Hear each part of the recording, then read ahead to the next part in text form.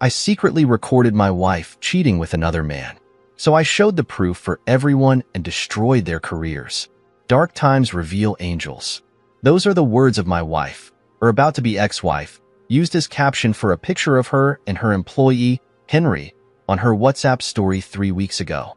The whole drama in my relationship played out for 6 months, but I'll try to keep it as concise as I possibly can. I, male 37, have been married to Judy, 32, for 2.5 years now. It's hard to pick out a single defining moment for everything that has happened so far, but I believe it all went downhill after that dang phone call. I was in the sitting room, watching highlights of football matches I had missed from the previous day when my wife's phone started to ring. Irritated by the sound of ringtone continuously cutting into the commentary of the game, I took her phone to her in the kitchen, telling her to deal with whoever was calling. Just then, the phone rang again, and she looked ready to pounce on the person on the other end of the line. Because we both worked in the cooperative world, Judy had this rule of never letting our office life interfere or cross into home time. She believed it was our social responsibility as humans to separate work from home. She led a private life and often encouraged me to do the same. She never answered work-related phone calls on weekends and preferred to get emails for situations that demanded her immediate attention. I turned to the kitchen's exit, half expecting her to go off at any second, but I never came. She fell silent and her countenance changed. However, it wasn't until dinner that she decided to let me in on what the phone call was about. "They are transferring me out of state," she said. "Transfer? Why? Where?" I asked. As soon as those words left my mouth, the realization of the situation hit me. "I told you about the company's expansion. Apparently, the board wants to transfer people to the new site to monitor the development of the branch," she explained. I knew how transfers worked, but more times than not, they transferred people without external commitment. She was a married woman. There was no way she would even be considered for a transfer if she didn't ask for it. I asked her if she applied to be transferred. She said no. Then, rejected? It came with a promotion. The promotion, she said. It became clear what the situation was. Judy was an ambitious woman. It was one of the many qualities I adored about her, and for the past year, she worked her butt off for the promotion they were offering her. She volunteered, worked extra hours, and even went out of her way to ensure her team of 7 functioned the way it was meant to without issue. It was finally about to pay off, although not in the way we expected. Her salary doubled with lots of perks and benefits, but I knew it was never about the money with her. She was more interested in working her way up the corporate ladder. "What do you think I should do?" she asked. At the back of my mind, all I could say was, F. It wasn't her fault, but she was putting me in the incredibly difficult situation. I had 2 distinct options. I could either tell her to reject the transfer, which would have cost her the promotion, or I could be supportive and give her my blessings to pursue something she had worked so hard for. In my head, I thought, people made long-distance marriages work all the time. I hadn't exactly seen any, but there had to be some instances, right? I was in a state of disillusionment, but not wanting to be responsible for holding her back. I faced her and said, "I'm going to support you whichever decision you take. We can make it work whichever way it goes." Boy, do I regret those words. Her eyes lit up with excitement, and in that moment, I thought I had made the right decision. It was going to work, I convinced myself. I had friends that traveled on business trips all the time, spending months away from their family and still sustained a spark in their marriage. Looking back now, she never really gave me much of an option to refuse. If I had offered my genuine opinion and asked her not to take the job, she would have awayed. But I knew Judy enough to tell it would come at a cost, and the endgame would be letting the marriage collapse on itself. I didn't want that. I also didn't like that she was going to be extremely far away from me, but if our marriage hung on the line, the lesser evil was letting go.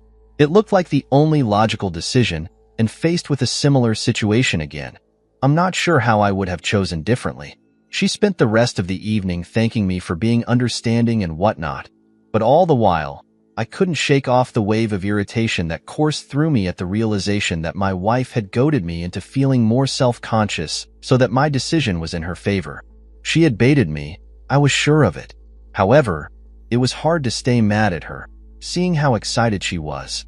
After all the arrangements for her travel had been finalized, We had a lengthy discussion about how we were going to make the marriage work. It goes without saying that we were going to call every day to ensure we were still involved in our daily lives. The issue of cheating never actually crossed my mind because I thought Judy is too goal-oriented to even want to consider it, because we got her company to agree to give her 5 days off every month. It'll work, she assured me, just before she boarded the plane. Little did I know that my marriage had ended in that instant.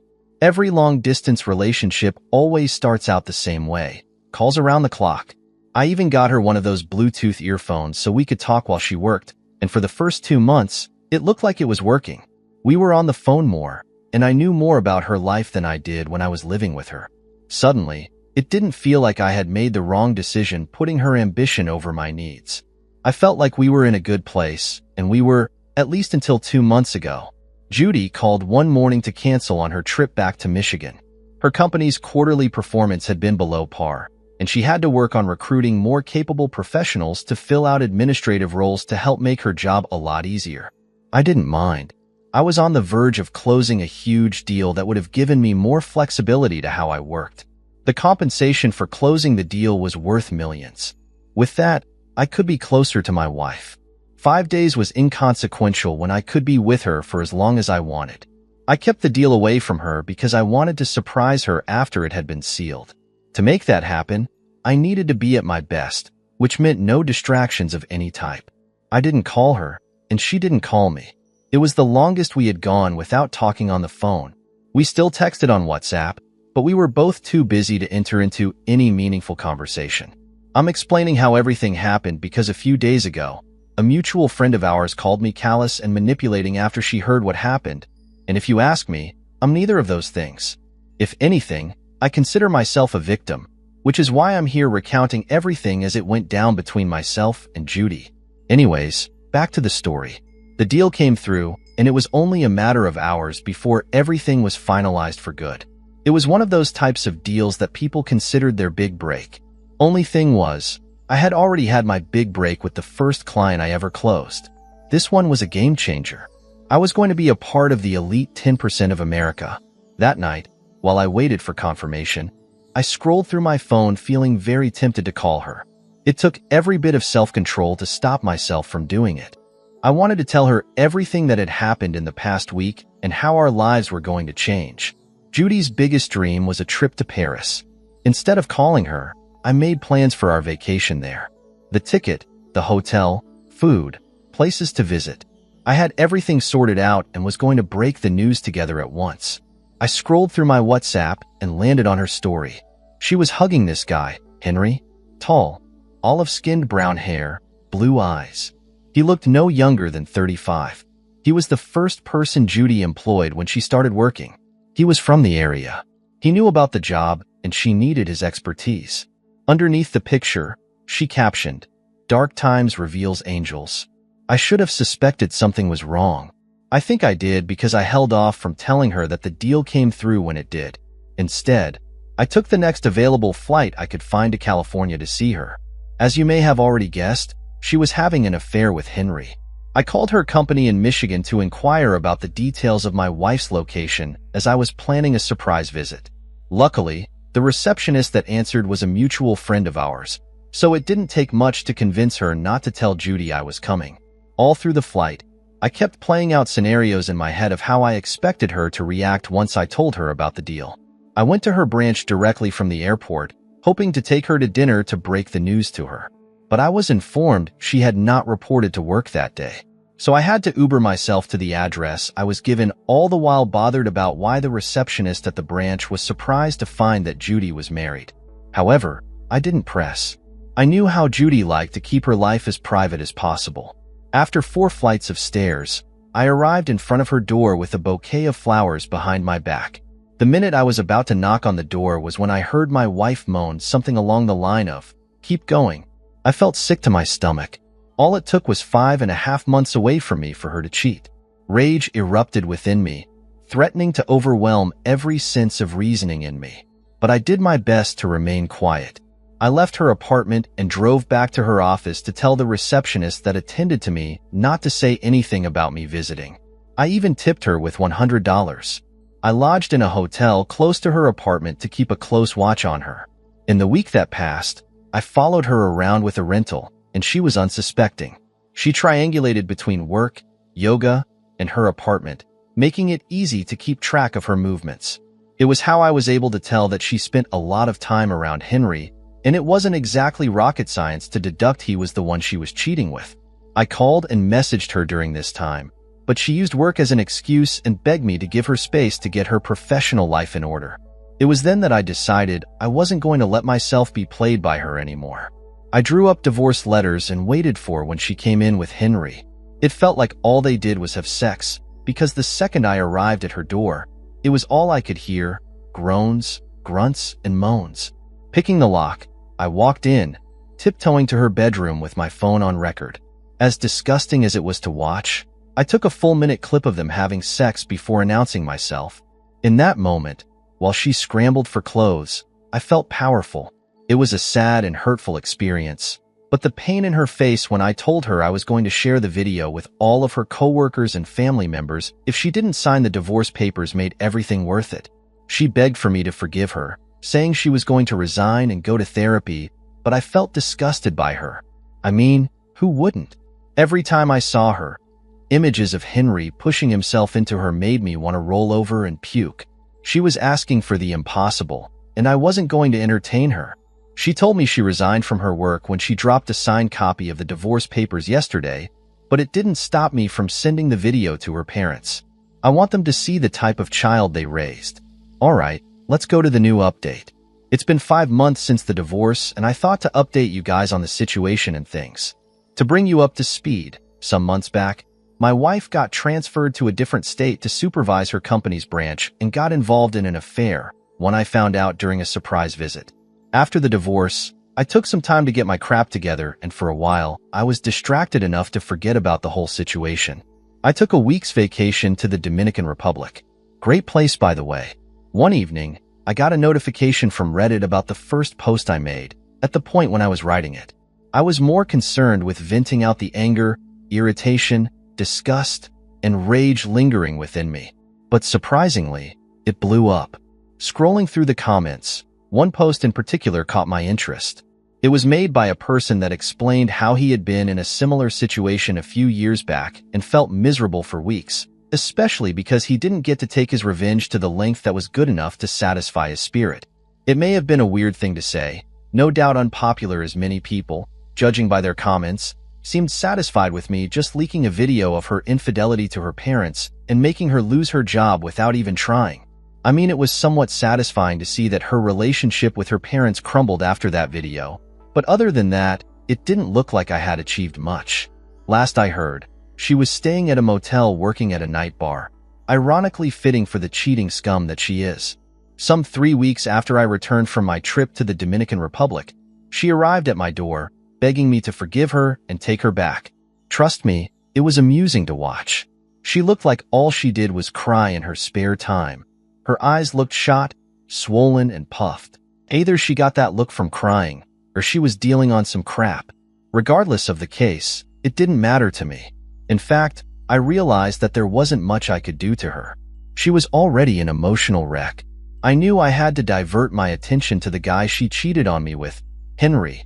I allowed her into the house, and somehow, she must have thought I was reconsidering the whole idea with the divorce, because she immediately started with an explanation for her behavior and how she didn't really think I was actually going to go ahead with the divorce. She even went as far as saying that she lost her parents' respect and that I had punished her enough for her to regret what she did. I decided to ask her a question, a test I knew she would fail miserably, but I wanted to be sure. I couldn't have someone calling me callous and wicked because I acted without a justifiable motive. I turned to her, looked her dead in the eye, and asked her, "How many times did it happen?" You'd think she would have learned from the whole experience and buy back some dignity by saying the truth. "1," she answered, swearing that she was telling the truth. According to her plea, it became difficult to cope with the burden of having to run a business that was apparently failing with expenditures exceeding revenue by 3 to 1. She claimed that she didn't want to burden me with her problems, as she felt she already asked for too much by leaving to pursue her ambition in the first place. I couldn't be bothered by her excuse. I was dumbfounded by how easy it was for her to look me in the eye and lie to me without breaking a sweat. It was hard to imagine that our entire relationship had any iota of truth about it after that. My dad always believed that it was nearly impossible to look a person in the eye and lie to them. He couldn't have been more wrong. In truth, I didn't know how many times they had got together, but I had an idea on when it must have started, and it sure as hell didn't happen once. I might have been skeptical and hesitant to dismiss her lies if I didn't follow her around for the first 2 weeks, or so that I arrived in Michigan. Plus, the very day I arrived, she was in her room moaning loud enough for all her neighbors to hear, and her obsession with keeping a private life didn't matter much then. Regardless, I kept my cool and said nothing to make her think I knew otherwise. What about him? Henry? Hell if I know.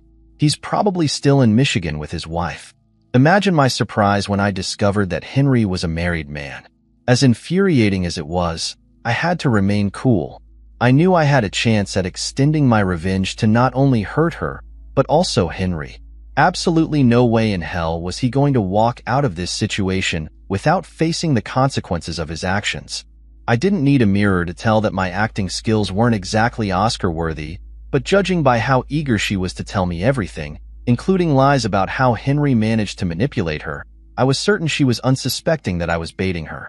I told her to give me the time to think as I ushered her out of my house. And immediately after she left, I sent the video to everyone that knew her, including her receptionist friend at the office. The very first thing I did was book a ticket to Michigan to break Henry's life apart using the information Judy gave me about his marriage. But I wasn't going to do it the conventional way. No, I planned to hit him right where it hurts. I rented a studio apartment close to where Henry lived, watching him from the distance, waiting for the videos of his sexcapade with my ex-wife dropped around the office while I observed his wife. The woman was absolutely gorgeous. Flowing blonde hair, stormy gray eyes, and a smile to kill for. Although my plan was to bait her into sleeping with me so that I could gloat to her husband while I premiered his sex tape to his family, I found myself having a change of heart. But I know what you're thinking. But aside from the money, I'm a pretty decent-looking guy. Decent enough to be prom king anyways. Amy was a kind and genuinely caring person. But I thought I was especially startled by her honesty. We moved from greeting by the roadside to having coffee over an accidental bump I orchestrated. Over coffee, I learned a lot about her that, for some days, I forgot about why I was even in Michigan in the first place. It was like one of those friendships that were just easy to keep and maintain. I even started seeing less of Henry for a while, and thought the plan didn't go the way I wanted. But apparently, he had been sacked and spent all his time scouring the city for a new job, trying not to raise suspicion from Amy. During one of our many discussions, one of which was how I learned that Henry was an immigrant that got to the United States on a student visa, Amy also told me about how she had been having marital issues for a while. She told me how her husband barely touched her anymore and barely paid her any mind until about 2 months ago when things suddenly changed for them. What she didn't know was that she had just provided me with enough information to completely destroy Henry. From her story, they had not been married up to 3 years, which meant Henry wasn't a citizen even if he already applied for the green card. I needed Amy to turn on her husband, and for that, I told her the truth about everything. At first, she was mad at me for lying to her, but she soon got over it. I showed her the video and told her how it haunted my dreams knowing that they were both going about their miserable lives, not justifiably affected by their actions. Luckily, it didn't take much to convince Amy. In the next hour, we planned how she was going to go over confronting Henry. I wasn't there to witness the drama, but I made sure he knew I was behind everything bad that was happening to him. Last I heard, he was getting deported to wherever hole he crawled out of. Honestly, now I can say I feel satisfied. Thanks to that comment, I was able to express the full extent of my wrath, and I found Amy in the process. I guess all is well that ends well.